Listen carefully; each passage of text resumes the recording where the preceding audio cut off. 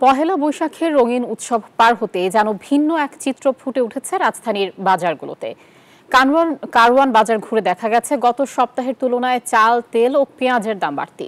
বাজার ঘুরে দেখা যায় এখানে পেঁয়াজ বিক্রি হচ্ছে প্রতি কেজি 60 টাকায়, অথচ এক সপ্তাহ আগেও এটি ছিল 40 টাকা। সয়াবিন তেল প্রতি লিটার 190 টাকা, যেখানে মাত্র কিছুদিন আগেও ছিল 175 টাকা। মিনিকেট চালের দামও বেড়েছে 15 টাকা, এখন বিক্রি হচ্ছে 90 টাকা প্রতি কেজি। ক্রেতারা বলছেন দাম বৃদ্ধির পেছনে কারণ অনুসন্ধান করতে কার্যকর সরকারি উদ্যোগ দরকার।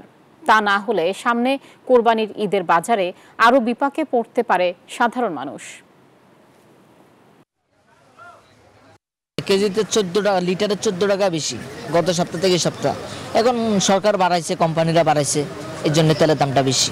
গত সপ্তাহে ছিল 850 টাকা কেজি 5 লিটার, আজকে হয়েছে 920 টাকা। তেল এতদিন বাজারে ছিল না, গত সপ্তাহ বা এক মাস ধরে বাজারে তেল নাই, তেল শর্ট সব, কিন্তু তেল দাম বাড়ার সাথে সাথে এখন বাজারে অ্যাভেলেবেল তেল হয়ে গেছে।